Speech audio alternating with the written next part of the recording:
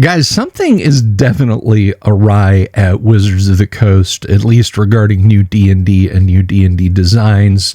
And we're really going to get into that. This is kind of breaking news, but before we dive too deep into that, I'd like to ask you, if you haven't already, please click the subscribe button and please click the bell icon for notifications if you want to find out when all the TTRPG news is happening, whether it is the new shenanigans with Wizards of the Coast or old school ongoings. Click the subscribe button and the bell icon to find out. With that said, let's go ahead and dive into this. Now, the last few weeks have seen some pretty high profile departures and clearing of house at Wizards of the Coast. We've seen Chris Perkins, Chris Cow, the entire design team for the D&D Digital Initiative, they're gone. And this morning, there's been another high-profile announcement. Let's take a look here. This comes from Screen Rant, and we have it here. Jeremy Crawford is leaving. Now, they packaged this in with Chris Perkins' departure, which we had already talked about, but now Jeremy Crawford is gone, and this is from Christian Hoffer. I will link to this article in the description below, but let's go through it real quick here.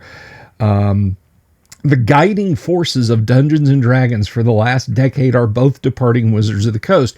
Chris Perkins and Jeremy Crawford have been part of the Dungeons & Dragons design team for decades and were two of the lead designers of the game's current 5th edition rule set, which has become the most popular rule set in the game's history. Guys, as I've said before, time and again, everybody after first edition AD&D has said this is the most popular version of Dungeons & Dragons ever. Whether or not you think that's true isn't really relevant, but I always do think that needs an asterisk next to it. But let's continue on. Recently, Perkins became the creative director for Dungeons & Dragons, overseeing the story direction of the settings for both game and other media, while Crawford became the game director, overseeing the rules for the game. After leading the design of a new revised 5th edition and the new core rulebooks, both Perkins and Crawford are stepping away from Wizards of the Coast. Perkins announced his departure last week, and Screen Rant has learned that Crawford's last day will come later this month. Their departure marks a massive shift for Dungeons & Dragons.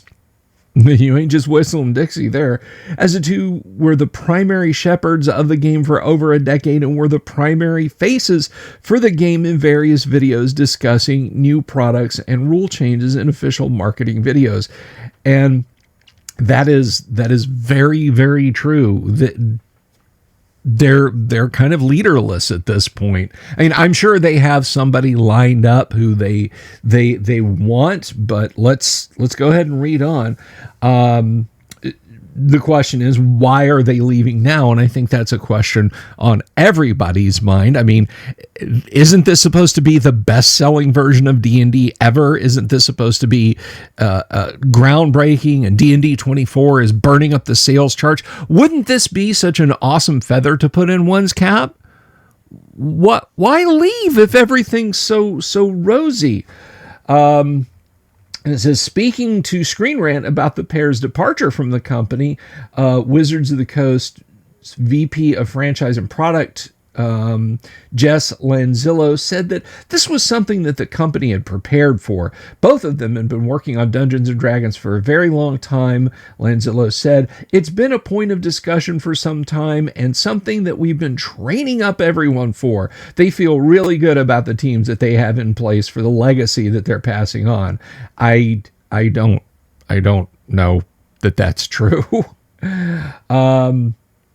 The timing of their departure was also deliberate, as both waited for the newly revised core rulebooks to come out before leaving the D&D team. They wanted to make sure that the core rulebooks were really successful.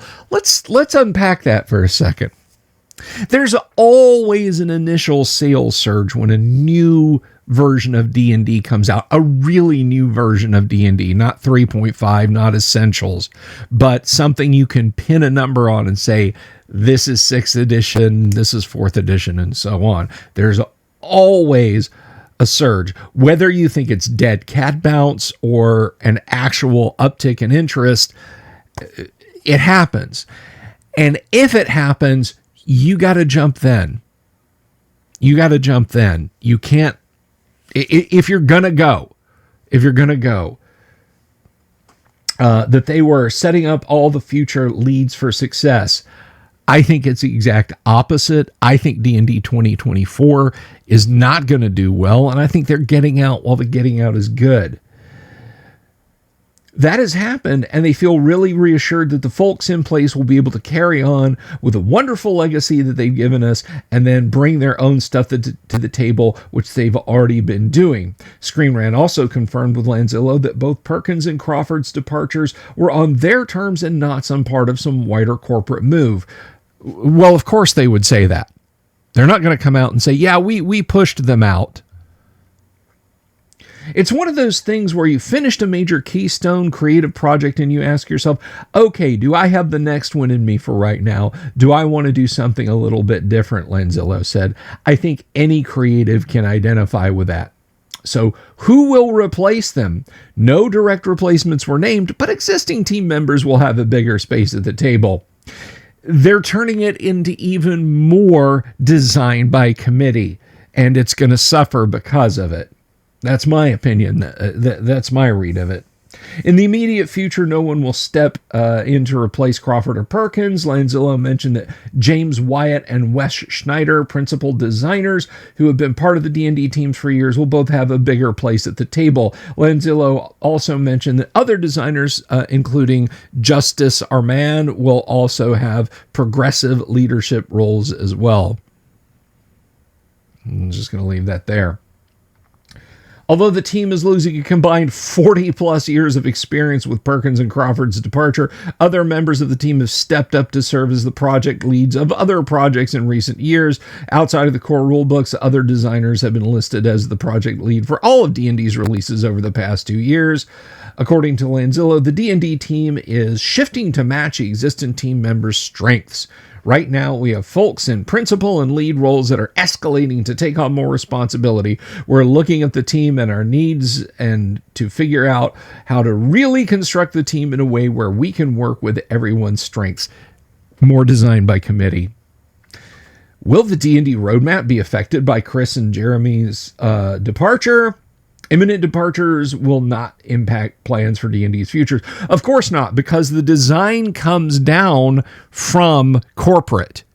These guys didn't have great ideas. These guys didn't think Dragonlance, Forgotten Realms, Greyhawk, and then tell management, we've got these great ideas. Management laid a roadmap. Okay? That doesn't change. Their creativity was nil. Remember, this is corporatized Dungeons and Dragons we're talking about here. The Wild West days of make a cool setting and say, "This, I think this is going to be the cool new setting. All right, let's roll with that and see how it goes." That's gone. That's not fiscally safe. So it's designed from the top, given to people to shepherd and manage. So yes, the roadmap is going to stay the same. I mean, look at this. That's barely identifiable as D&D, that illustration there. I'm sorry to be old man yells at cloud. But what do we got? We got a Doctor Who. We got a woman with a blaster gun. We got Iron Man. We got some steampunk stuff going on over here. That's the direction they're going. And that was decided by corporate and handed down. Attending a press event earlier this year, the Dungeons & Dragons franchise team discussed a 5-year plan for future releases. Lanzillo said that the roadmap will not be impacted by any of the changes. The roadmap remains the same. We have already set up the leads for all those future projects. Chris and Jeremy don't need any substitutes at this moment because they were both in very high-level road mapping roles and capacities for the last year. I mean, listen to the corporate gobbledygook here. Closing the interview, Lanzillo wanted to express her appreciation, and that's just boilerplate. We thank them for, etc., etc. So, there you have it, folks. another high-profile departure, this one, Jeremy Crawford. And of course, you know, you could make all the analogies to rats leaving a sinking ship, but honestly, if this is the sort of, again, designed by committee, pushed down from the top, corporate gobbledygook, my opinion is that modern D&D is cooked. It is completely cooked.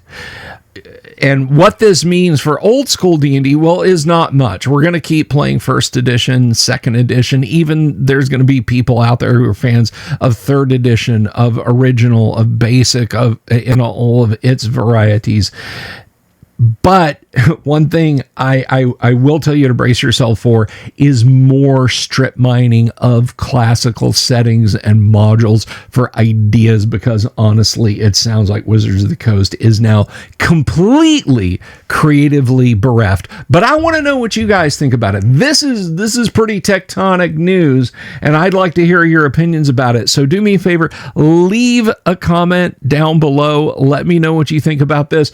Were you fans of Jeremy Crawford? Do you think this is going to be worse? Are you fans of modern D&D? Maybe you were looking forward to cool stuff from these guys and now you're a little crestfallen, or maybe you are happy now that they're gone and you think it will flourish, and even perhaps old school D&D will flourish. But whatever your thoughts are, again, let me know in the comments down below. And if you like this video, give it a thumbs up, share it around, and click that subscribe button. And regardless, remember, they can't fire our imaginations or frog walk our Greyhawk campaigns to the parking lot with a banking box full of desk stuff. I'll see you guys next time. Peace.